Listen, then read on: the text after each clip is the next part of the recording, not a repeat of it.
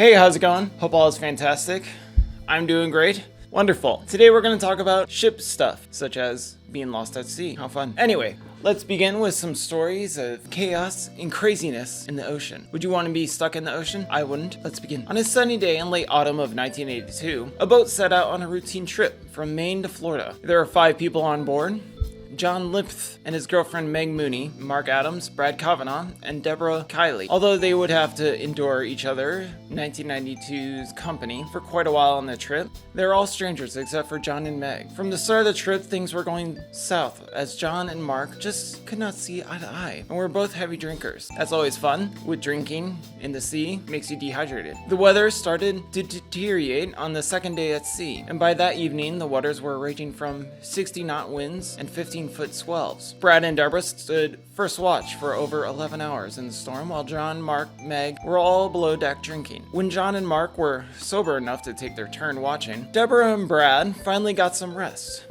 Thankfully, they were woken in the middle of the night by panicked voices and stood up to realize the boat was filling up with water, and fast. It turned out that John and Mark lashed the steering wheel, went back to sleep instead of staying above on watch for the water to hit the boat. They untied the lift raft, but it immediately blew away, of course. Luckily, they had an inflatable Zodiac boat on board, which they inflated and got on into the ocean. Everyone managed to make it onto the Zodiac, but Meg was caught into the rigging, and when she finally made it, she had deep lacerations, almost to the bone, on her arms and legs. Once they reached the Zodiac, they tried flipping it around, but the wind kept blowing it back, so they ended up treading water for the next 18 hours while waiting for the storm to pass. Sounds like a fun 18 hours. Meg was exhausted, and the others had to constantly support her weight, just so that she wouldn't slip beneath the water. The next day, the storm had calmed down, and they managed to turn the Zodiac around and get in. Looking into the water from the boat, they could see hundreds of sharks around them, and the sharks stayed with them for the rest of the trip. By the third day, Meg had severe blood poisoning and would lie in almost a catatonic state without movement or speech. Mark and John had started drinking seawater that night and were becoming increasingly incoherent and delusional. John was first to go, as he thought he could see land. He simply said that he was going to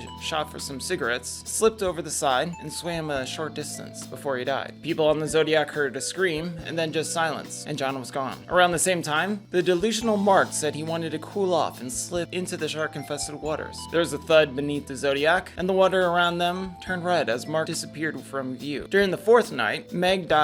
The next morning, when Brad and Deborah woke up, Meg's body was stiff and they rolled her into the sea. It was not long after that they saw a boat coming towards them. The boat saw them and hauled them on board to end their tormenting journey. I don't know what's more terrifying, to be in the middle of the ocean or sharks attacking your boat. On April 25th, John Long and his best friend, Troy Driscoll, decided to go shark fishing. They launched their boat into the sea near where they lived in South Carolina, without noticing the riptide warning flags on the beach. The tide swept them out faster than they dream of paddling back within minutes. In the struggle to paddle back, Josh knocked his brand new fishing rod overboard. In frustration over losing his rod, he threw their bait over as well. The boys started their hellish journey without any water or food, a means to acquire either. In addition, they also did not have any shade or anything else besides the clothes on their backs to shelter them from the blazing sun. All they could do to prevent heat stroke was take short dips into the water. But after a close encounter with a shark, they stopped swimming as well. I don't blame them.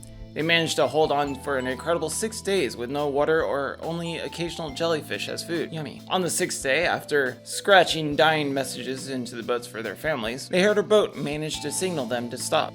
After the rescue, both boys were taken to hospital to recover from severe burns from the sun and dehydration that they suffered. Troy's condition was so poor that doctors said he would only have survived for a few more hours. Lucky for him. Amanda Thorns, her father Willie, and godfather Dennis White set sail from Cape Cod on the 6th of November. Even though Amanda had sailed around the Cape Cod area with her father many times before, this was to be in her intuition into blue water sailing, and they planned to travel to Bermuda. At about 12 p.m. on the 6th, rough water rolled in and the 3 were forced into the cabin to try and wait to go through the storm. On the 4th night, with the storm still raging, Captain Thorne stood watch on deck while Amanda and White tried to get some sleep. Between the 30-foot waves came on even larger monster waves and rolled the entire boat. That is quite terrifying. I think a 2-story is maybe, I'm sure you guys will, and ladies will correct me if I'm wrong, but over 50 feet would be a 2-story building, so quite scary. The captain, along with the mast and almost all the rigging were swept off the boat and became tangled into a rope mess hanging down the side of the boat. They tried everything to pull the captain back on board when the ship turned around again, but their efforts were useless and they had to cut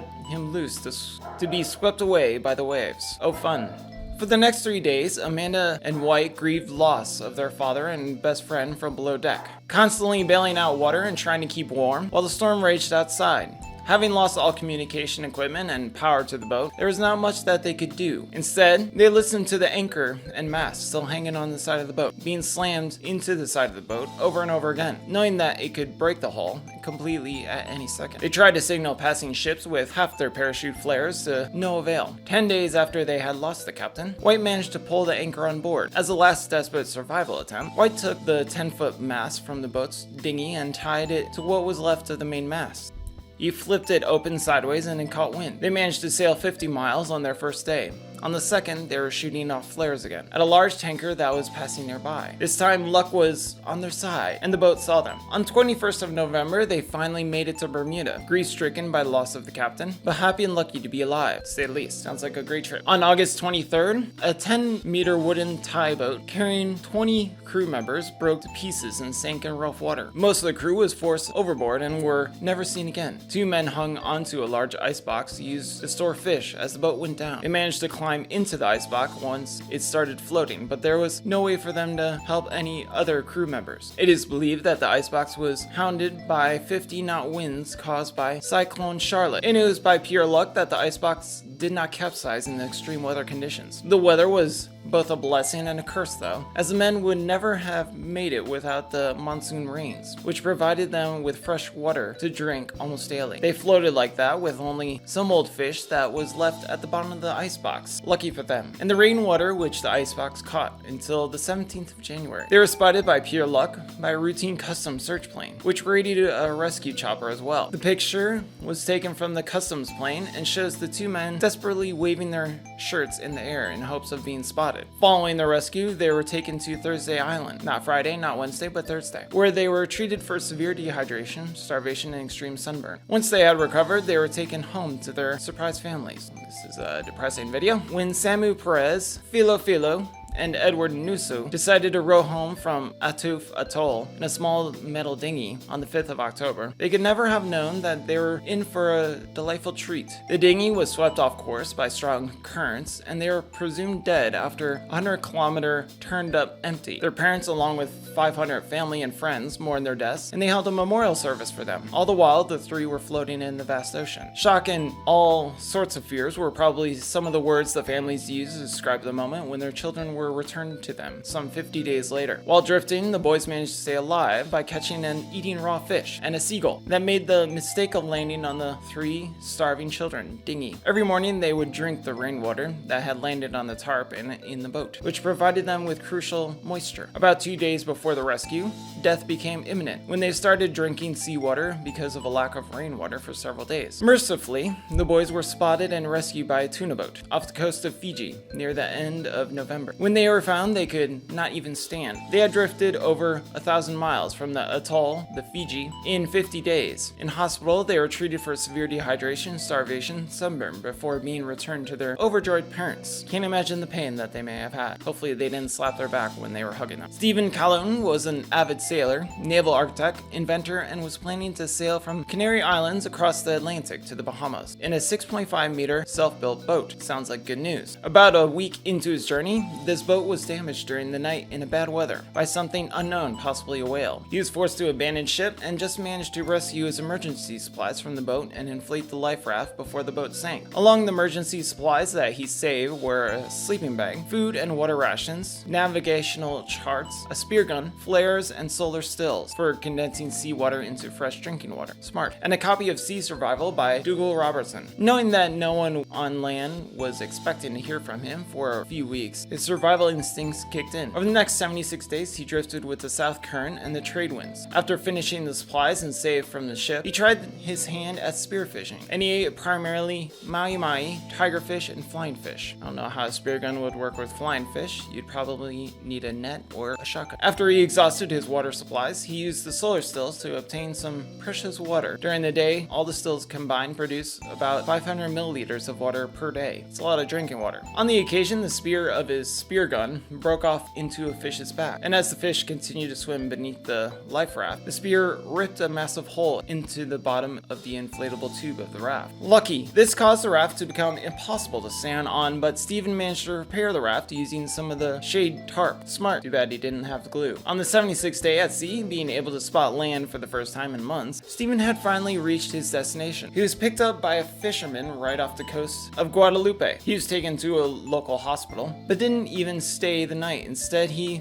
spent a month recovering on the island and then proceeded to hitchhike on boats throughout the West Indies. What a spirited man. Richard Van Pham was a 62-year-old man from Long Beach, California. He set out in May on a 3 to 4 hour sailing trip in the resort island of Cantina. Hitting stormy weather on the way broke his engine, mast, and communication equipment. Unable to navigate his way back, he succumbed to the current and floated with the little boat for over 3 months. He managed to catch and kill a turtle, which he ate and used as further bait. He would leave pieces of meat on the deck, and when seabirds came to near, he'd take the bait. He clubbed them on the head. He managed to evaporate seawater and used the salt to preserve the meat. Clever. MacGyver of seamen. He also managed to build a distilling device to evaporate and purify seawater to obtain fresh drinking water. And he roasted seagulls on a small makeshift grill, using wood from the boat as fuel for his fire. Every day he looked out over the horizon in hopes of spotting land or another boat. But almost every day he saw nothing. Then one day, whilst looking out at sea, he saw a plane. The plane dipped its nose as if to say hello, and a couple hours later, a boat rescue came to his rescue after nearly 4 months at sea. On a side note to this amazing feat of survival, Richard Van Pham was donated another sailboat after his rescue. The new boat had all the latest communication and navigation equipment on board. Not even 2 years later, he was discovered floating in the ocean again. Luckily one for a couple of days, without a trace for the expensive equipment. After this rescue, he was fined for not having the appropriate equipment on board. I would say, out of all this luck, maybe it's best to stay on land. Marilyn and Maris had been sailing their 31-foot yacht from Southampton for quite a few months before a disaster struck. They set out in June and were planning to sail and immigrate to New Zealand. By February the next year, they made safe passage through the Panama Canal, and that was the last anyone heard about them. About a week after their safe passage, their boats were violently struck by a whale. Seeing the huge hole in the side of the hull, through which water was gushing, they immediately inflated the life raft and an inflatable dinghy, which Morris had insisted to take along. They threw whatever possessions they had into the raft and tied the two inflatables together. They managed to save some tins of food, a small oil burner, a map, a compass, a water container, knives, plastic mugs, passports, and some extra rubber and glue for patches, before watching their yacht disappear into the ocean. For the first few days, they ate the cans of food that they rescued and drank rainwater. When their food ran out, they ate raw sea turtle,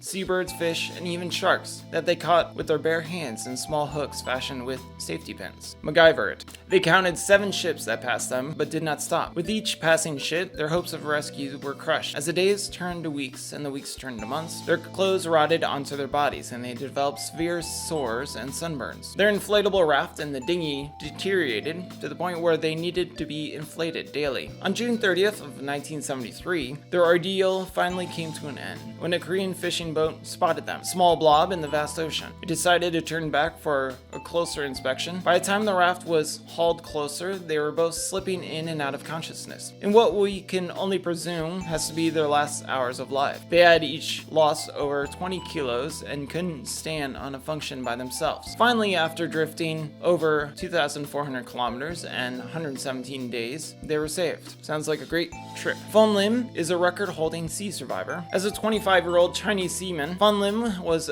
appointed second steward on a British merchant ship. The ship left Cape Town with a crew of 55 on 23rd of November 1942, just a few days after they were torpedoed by a Nazi U-boat. The ship was sinking rapidly, and Poon made the decision to jump overboard. After the ship had disappeared beneath the ocean, he gasped for air between each wave, desperately looking for a life raft that could have inflated while the ship sank. Finally, after struggling to stay alive for 2 hours, he spotted a life raft. He swam over to it and hauled its exhausted body on board. Also on board, Poon found a metal water jug, some tin biscuits, some flares, an electric torch, and a small supply of fresh water. He rationed himself to eat just 2 biscuits and drink just a few sips of water per day, calculating that he would be able to survive almost a month on supplies he had. By the end of the first month, after seeing several ships but not being rescued, Poon realized that he would have to float on the raft until he found land. He caught fish using the wire from the torch as a hook, with a piece of biscuit as bait. After he had caught 1 fish, it became easier as he used some of the previous fish as bait for the next. He also managed to catch seagulls and sharks, whose blood he drank to quench his thirst, like a vampire. He made notches into the wood of the raft to keep track of the days at sea and went swimming twice a day as exercise to prevent his muscles from atrophying.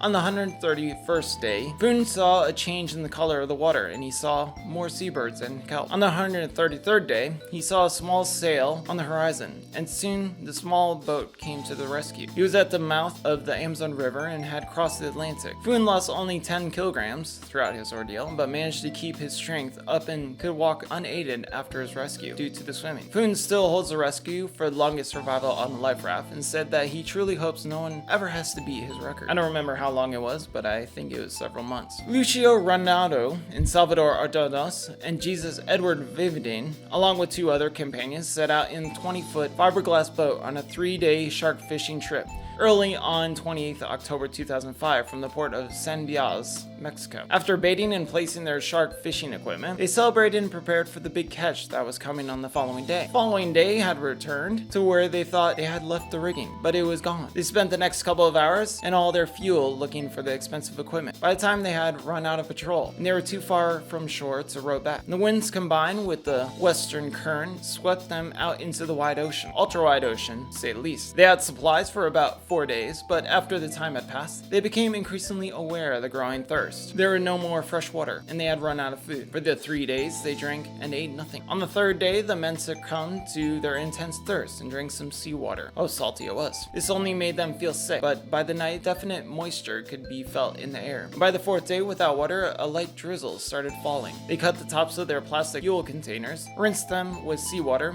and when the rain came down more heavily, they were able to fill 4 fuel bottles, giving them 200 liters of fresh water. Food was not so easy, unfortunately. Lucio said, "We only ate twice in November. Hunger like I had never had before imagined. First meal they had was a sea turtle they surfaced for some air. They lifted it out of the water, cut its head off, and drank its blood, like a vampire again. Then they shattered the flesh between the 5 of them and ate it raw. Their 2 other companions could not stomach the thought of eating raw flesh and died of starvation in late November. They continued to catch turtles. Salvador made a turtle tally on the side of the boat, which came to 103 turtles by the time they were rescued, and seabirds, and after a few months, they made hooks from nails and screws and used the barnacles that started building up on the hull of the boat as bait. They would use the barnacles to catch small fish, and then use the small fish as bait to catch larger fish, and using this method, they managed to catch dogfish, sharks, sawfish, and dorado. No catfish. They salted and dried some of their meat to save it for times when they couldn't fish. The reason that the men did not get scurvy was because of the large amounts of fish, which, if eaten raw, contained small amounts of vitamin C. The men drifted until 9th of August 2006,